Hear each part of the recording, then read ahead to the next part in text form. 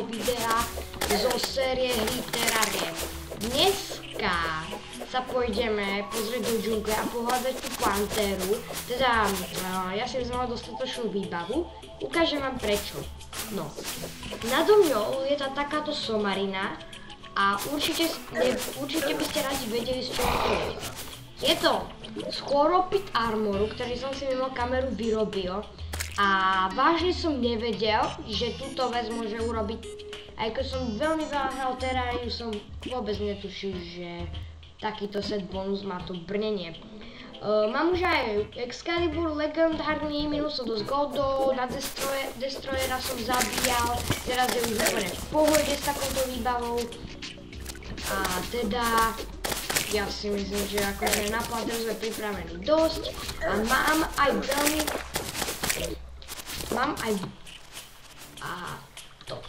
Mám aj veľmi vzácny Inferno Potion, ktorý som teraz už nemám. Veľmi vzácny Inferno Potion, ktorý robí to, že okolo vás je takýto ohnivý kruh, ktorý zapáluje všetkých nepriateľov naokolo.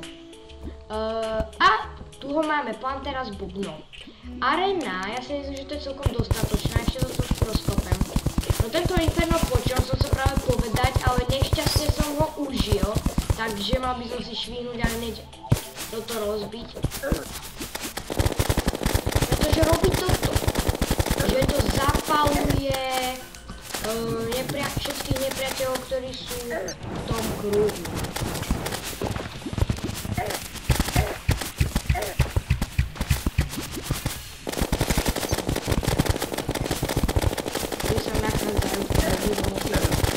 Pantera bude dávať menší damage a my zase väčší damage jej.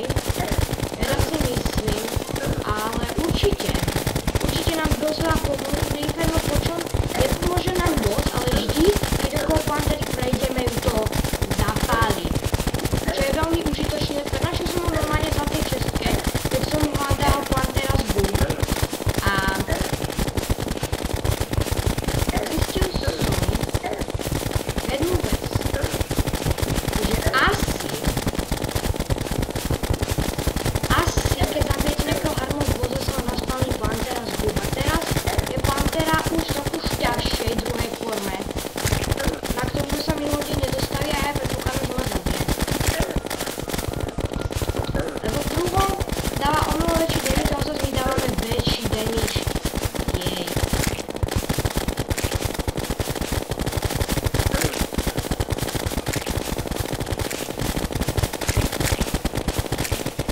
Ale samozrejme má aj rýchlejší pohyb. Jo! To som vážne nečakal. Páni, my sa v tomto dieli vydáme do tempu, more. Počúvajte, toto som vážne nečakal. A vypadol nám Granat Launcher, raketa, čiže to znamená, že sa nám naspálnil Kyborg, čo je nové impecičko, Panteru trofej a hneď na prvý zrob masku. Super. A ešte aj kút, pomocou ktorého môžeme ísť do tempu. Toto je vážne super. Vyzeralo to, že už umrem, bolo to dosť blízko, ale teraz pôjdeme do tempu, čo je úplný brutus. Jo, tak som sa tam tešil. A teraz nastane veľký moment. Deň D. Hotovo. Aha, som zabudol. Pozor na trapky. Sú veľmi nebezpečné. Sú veľmi nebezpečné a sú tu aj veľmi nebezpečné príšery. Ako môžete vidieť toto. Jašteri ľudia, alebo jašteri ľudia, budem to volať. Jau! To prdele. Au. Ja som vravel, že to není jednoduché. No čo? Vyhľujeme sa sestričkou, dáme tu toto, veci ja nejdem vybavovať nič, ale určite si to nechám položiť trofej. A postavíme si čoskoro aj nový byt pre nové impecičko, ktoré sa volá Kyborg. A ešte sa mi zdá aj šaman. také XP není veľmi užitočné, ale to užitočnejšie je určite keyboard, lebo predáva rakety, rakety, proste rakety. A tento Grand Launcher, ako to funguje, no. Keď tam dáte raketu a máte Grand Launcher, tak vystrelíte tú raketu, teraz spadne a vybuchne. A dá to celkom slušný damage. Vidíte, dáva to dosť veľké pesky. Je to veľmi užitočné, ja si myslím, že to je náhodou užitočná zbraň, ale není to úžasné. Určite je lepší Rocket Launcher, ktorý v tejto chvíli môžeme nájsť v dungeone. Čiže v ďalšom dieli, ako môžete predpokladať, pôjdeme do dungeonu, ktorý je nebezpečnejší než Temple. Neviem, či si to viete predstaviť. Ale je tam veľmi veľa nových kostlivcov, ktorí v starej verzii ste mohli ani o nich sníať. Strašne veľa nových zbraní a dropov. A dokonca aj nejaký nový, ak sa tomu hovorí, petovia. To sú tie vecičky, ktoré si môžete povolať a oni chodia za vami. Napríklad toto, ten Leaf Crystal, čo má nad sebou, to je niečo ako pet. Niečo. Nie je pet, ale niečo ako pet. Máme tu mimika. Pozor, to sú trapky. Musíte si dávať veľmi pozor na trapky, lebo je tu veľmi veľké množstvo trapkiek. Vidíte? Hneď kopu tlačí to. Nezapovedca, to je na povolanie golema a toto. A teleportáciom počom, čo je totálna hovania, transportne do randomovej lokácie. Vážne, pozor na trapky. Nezapovedcovka, heal. Zopár toršiek. Potom toto, tu a tu. Fajn. Fajn. Akože ináč nič zaujímavé to nie je, ja si myslím. Hlavne ten boss asi v Templi, podľa mňa najdôležitejšie, čo tu je, ináč akože moc tu dobré veci tu akože moc nemôžete. Väčšinou tvoria veci z bossa, ktoré sú veľmi dobré. Tempo je veľmi veľký, ale už sme blízko konca, lebo tu máme stále na bossa. Wow.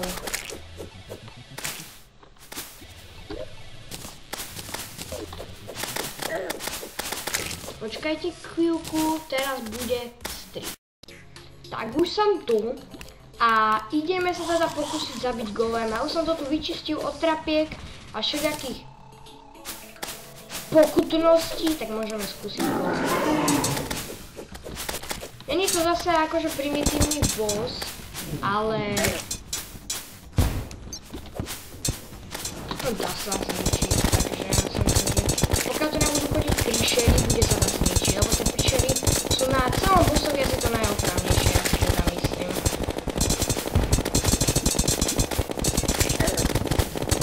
Lebo furt to naozaj budú takto bossiť príšery, ale zase na trafy. No ten impuls mračí si dám radšej trošku na tišo. No. Ešte mám nejaké počelny. Hlavne po hlave, aby som mohol čo najrýchlejšie skolio. Tak, a vyzerá, že tie krystal poletíva aj na golema sú veľmi dobré. Pozor na laseре.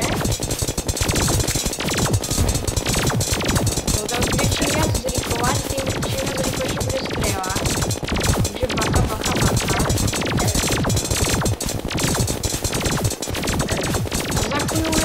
Forma, ktorá je ťažká.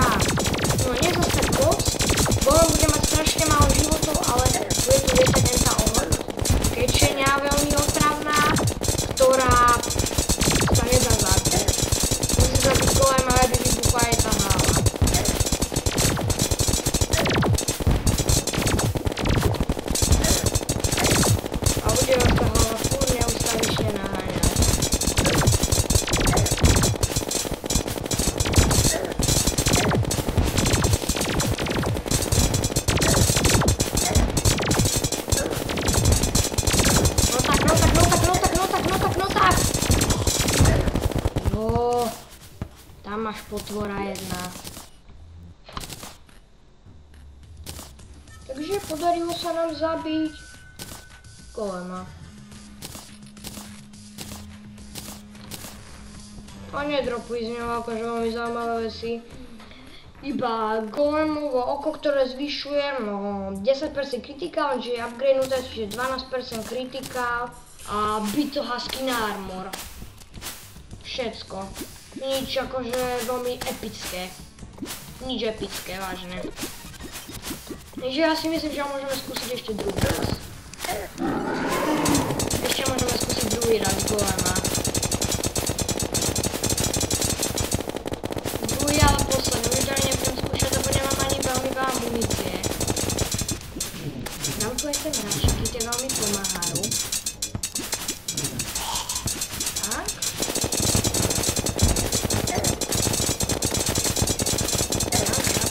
Môj život je nejsko dole. Kursu tvoje máme pomáhá, že kursu tvoje náboje dávajú vážne vysoký damage. Ešte dávame mu niekedy aj po 60 damage. Sme iba to z Megasharku. Pretože golem, on akože ani nemá moc veľmi vysoký defense. On nemá skoro žiadny defense golem, čiže je veľmi jednoduchý. Ale musíte mať na ňo proste vysoký defense a dobrú taktiku.